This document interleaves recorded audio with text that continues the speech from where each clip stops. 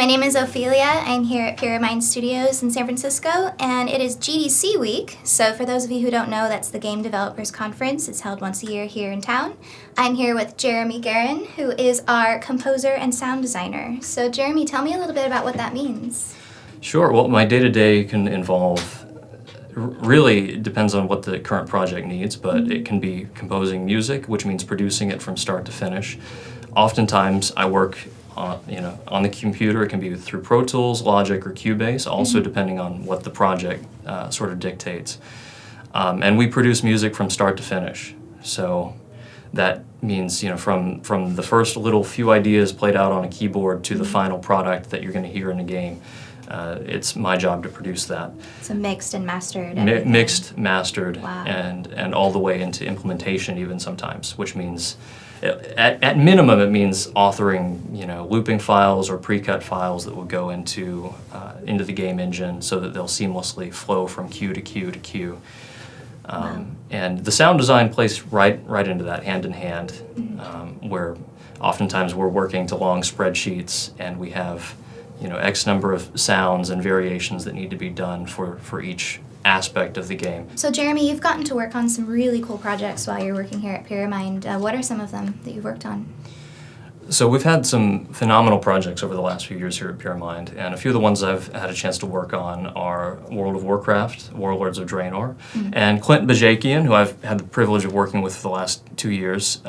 Phenomenal composer, phenomenal man in the industry. He wrote some beautiful music for the game, and we got to basically work on the editorial for that here and fleshing out his original music into more than 100 minutes of music for the game. And I played the game, actually. It sounds great in context, so really excited to see how all that turned out.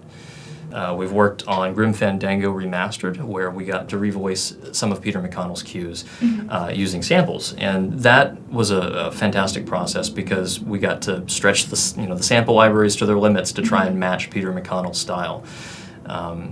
And there's some fantastic libraries out there, but there's always going to be creative limits as far as what they can do. Right. Peter McConnell has a very sort of quirky and I want to say hilarious style that works great for Grim Fandango, but his instruments, they don't have a lot of verb, they're very sort of close. So achieving that sound with our samples, which lean more towards the Hollywood orchestra style, was definitely a challenge and required a lot of sort of back-end tinkering to make the instruments work out. We had the MIDI, so that was a fantastic aid, and we followed line by line and got the best performance virtually with the newer instruments so that all of those 90s samples that sounded not quite as realistic as what we can do today, got a major update.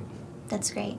So you were able to keep the nostalgia and just kind of make it a little bit more Right. modern. We definitely wanted to fulfill the original spirit of the pieces to the letter. We didn't want that clarinet to sound like, oh, all of a sudden this is a Hollywood clarinet player on a grand stage. We wanted it to sound like it was recorded in the same space. Got it. We also got the opportunity to work on Crimson Dragon, which I personally got to re-envision the music of Saori Kobayashi, phenomenal composer. But Microsoft came to Pyramind kind of looking to add in some live elements to bring the music up to just a new level from where they perceived it was, as well as writing additional content to kind of fill in gaps. And so I got the opportunity to do that.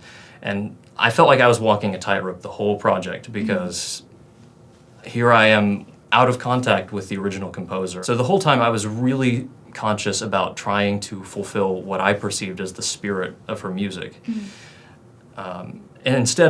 But at the same time, I wanted to leave my own mark too. I didn't want to just kind of freshen up her work. So you are not just a composer, but you're also a sound designer. So what exactly does that mean? So sound design, of course, is the sound effects that go into the game or the Right. film or whatever your current project is.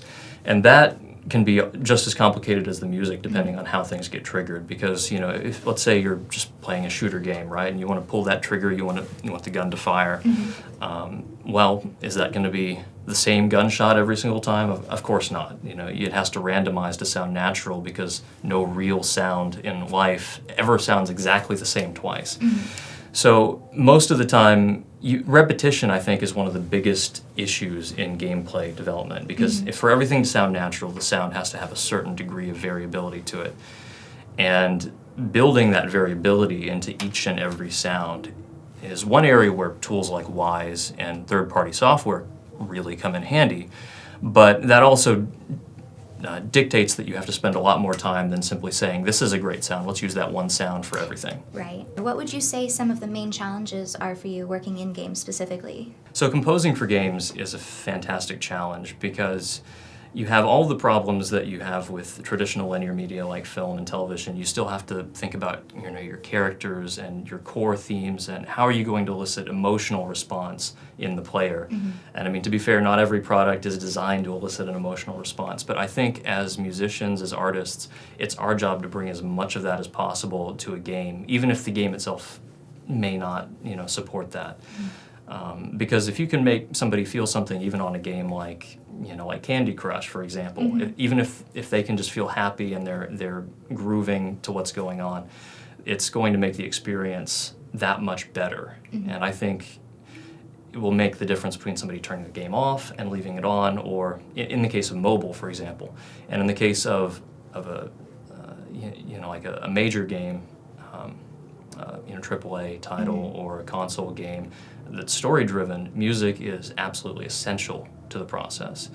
So working in games in particular, you have all the problems that you have in film in terms of developing that emotional connection, but you also have the problem of then making it interactive and making it an experience that can be enjoyed no matter how the player wants to pursue his own interpretation of gameplay. If he wants to run to the edge of the map and break the game, sometimes that's not going to be the best experience, but we have to kind of plan for that, and you kind of have to ensure that his gameplay experience is not super different from the mainstream. So as both a composer and a sound designer, how would your experience in both inform the other?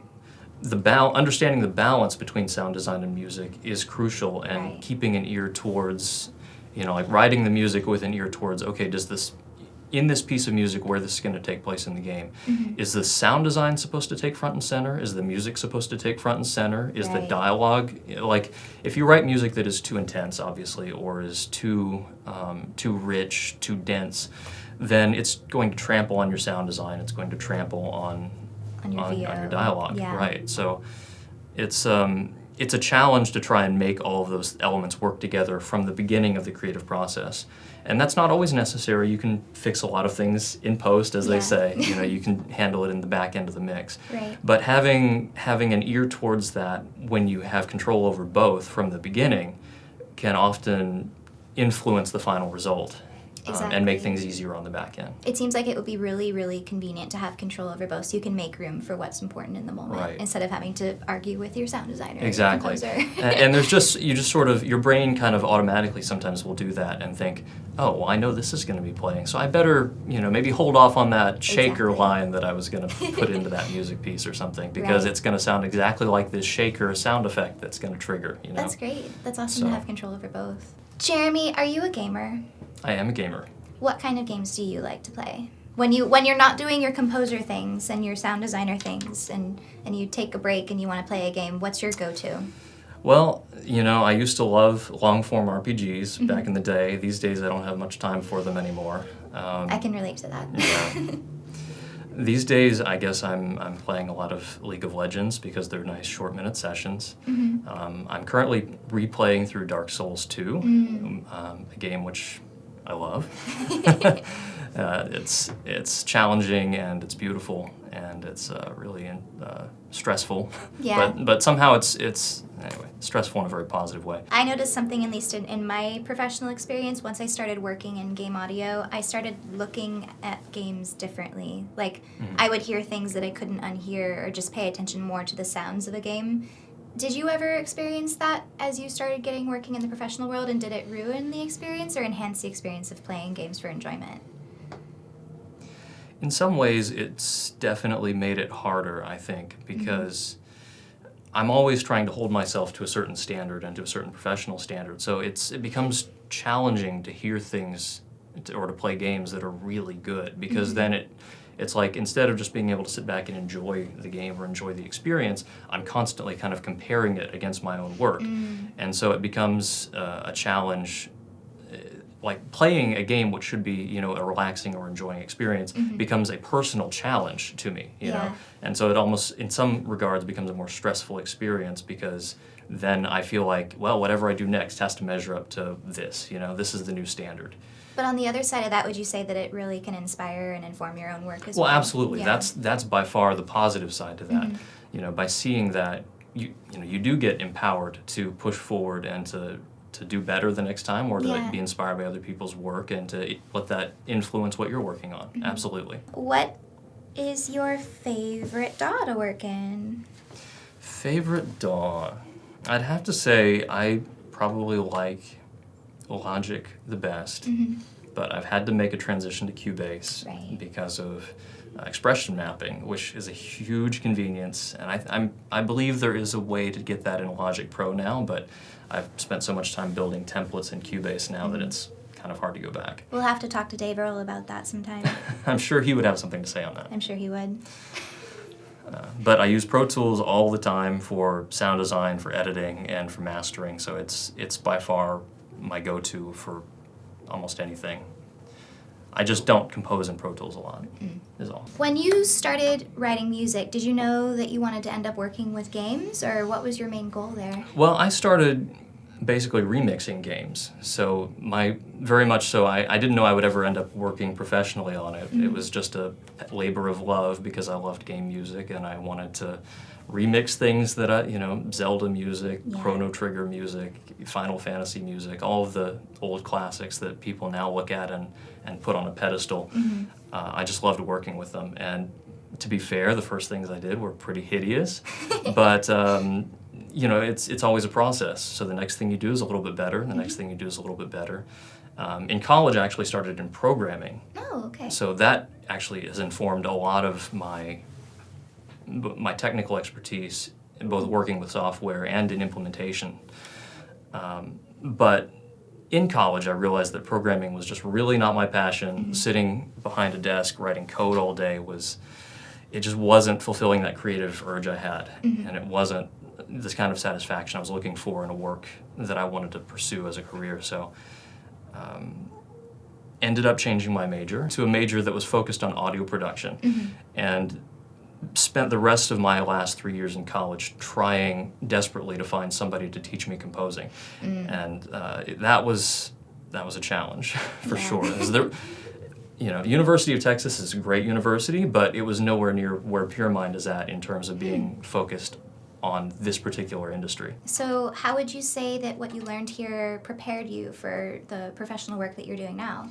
Well, Pyramind was a really great step forward for me because unlike my college degree, Pyramind was so focused on the industry. You know, what will I actually need in terms of a skill set to perform the jobs that the game industry requires?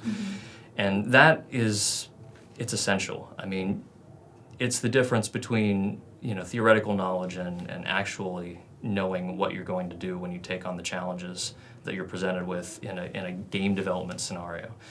And Pyramind obviously teaches very broadly, so they don't teach just to game development. They teach to composing, they teach to DJing, they teach to, you know, remixing and pop music and everything else.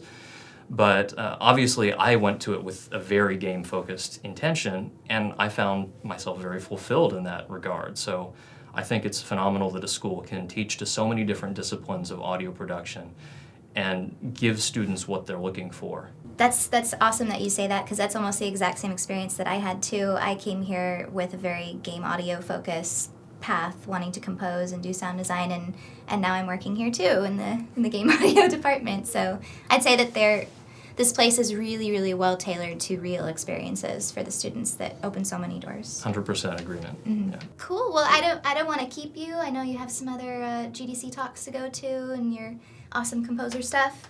So Not really, I'm here all day. You're all day. Well, thank you so much for meeting with me and talking about this stuff. It's been a pleasure. And if you enjoyed this video and you want to see some others like it, please subscribe to our channel, and we'll see you soon. If you're a music producer, subscribe to our channel and stay up to date on the latest Pyramind tutorial videos, track breakdowns, elite sessions, and more. Visit us at pyramind.com.